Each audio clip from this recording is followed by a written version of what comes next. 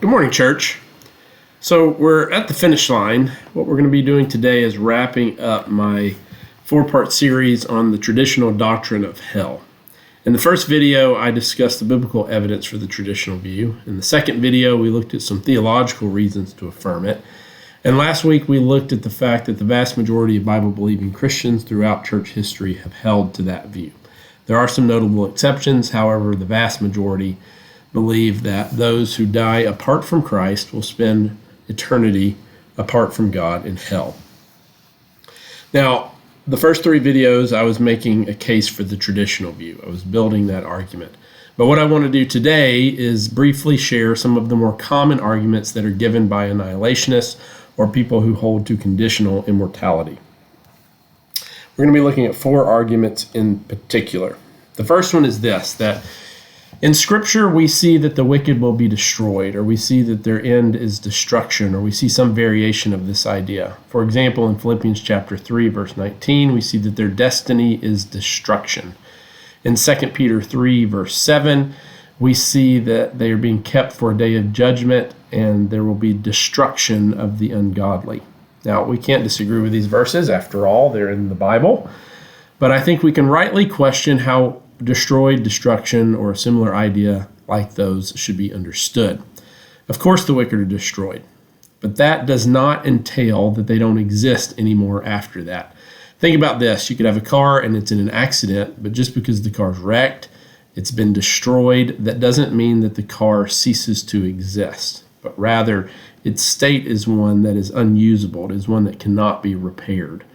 Or think about a football team. It might be destroyed on the football field, but that doesn't mean that it ceases to exist. It doesn't mean that the football team disbands after the loss, but rather in that loss, it was complete annihilation of their ability to win.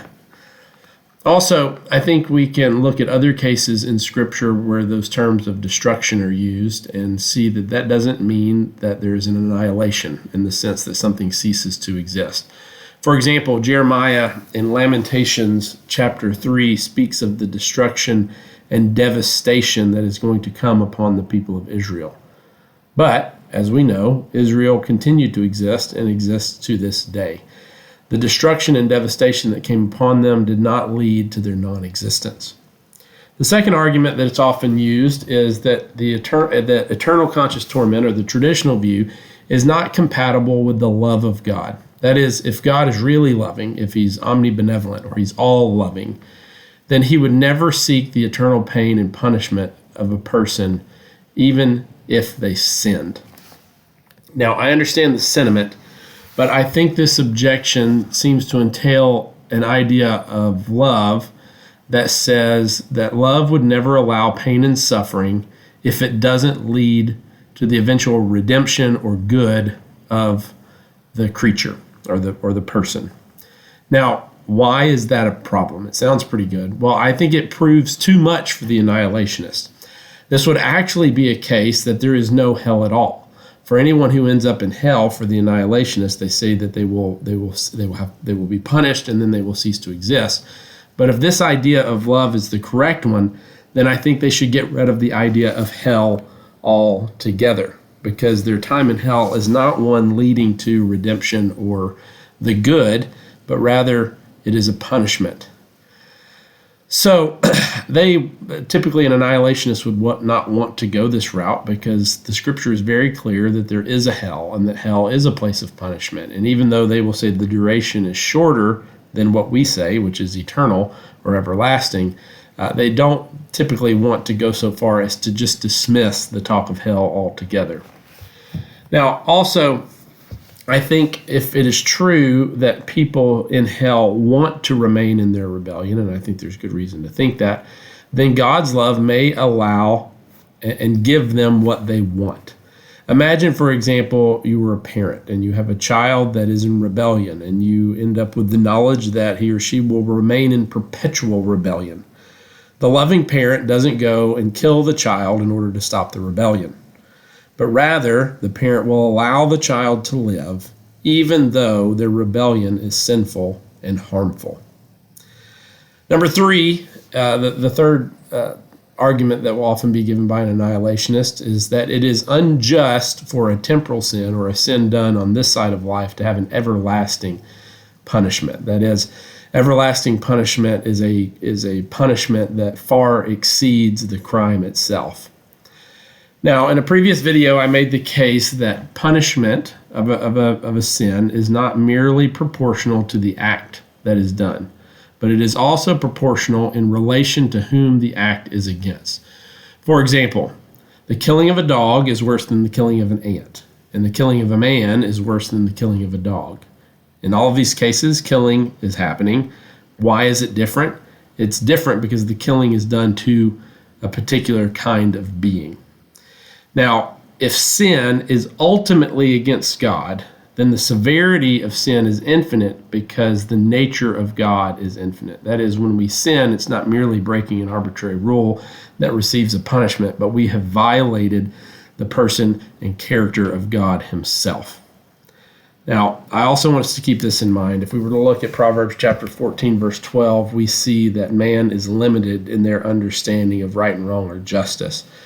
Proverbs 14:12 says this, "There is a path before each person that seems right, but it ends in death."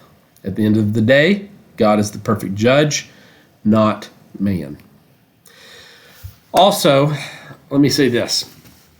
In Revelation 22, verse 11, we have this idea of those in hell continuing in evil, continuing in sin, and continuing in filth. So if it's true that the evildoer will continue to do evil in hell, then it seems that sin is forever continuing and will forever need to be punished. In a very real sense, you have the person in hell who is piling iniquity upon iniquity upon iniquity on into the future forever. So even if the temporal sins here can be accounted for, how do you account for the ongoing sin of people in hell? Then fourth, we see annihilationists saying this: the continued presence of evil in the universe, even if it's relegated to hell, does not fit with the future perfection of heaven and the eternal state with God. Now, my answer is this: the perfection, glory, and magnificence of God is in no way, shape, or form tainted now, even though sin exists. So I'm not sure how the continual existence of sinners in hell would somehow taint God moving forward. If God is perfect now, even with sin existing, he will be perfect forever, even with the existence of hell. Also, it seems strange to say that justice being done, even eternal justice, would make the eternal state any less good or perfect. The infinite goodness of God entails both his love and his justice, and it seems to extend without end. That is, God is forever good, he is forever loving, he is forever just, so that goodness will be forever lifted up and evil will be forever condemned. Now, this is not an exhaustive list of arguments by the annihilationists, and it might be good if you want to find a debate or something on YouTube where you have Bible-believing Christians talking or debating the topic. But I think that this is enough for us to show that when arguments are brought against the traditional view, we can answer those and answer them well. My prayer is that this series has better equipped you to talk to others about this issue. It's a heavy topic, so when you do bring it up, I ask that you bring it up with prayer and caution. Also, I want you to remember that Christ came to save us to God and from hell, and all praise and glory should be given to him. I'll be praying for you. Please pray for me. And Lord willing, I'll see you next week.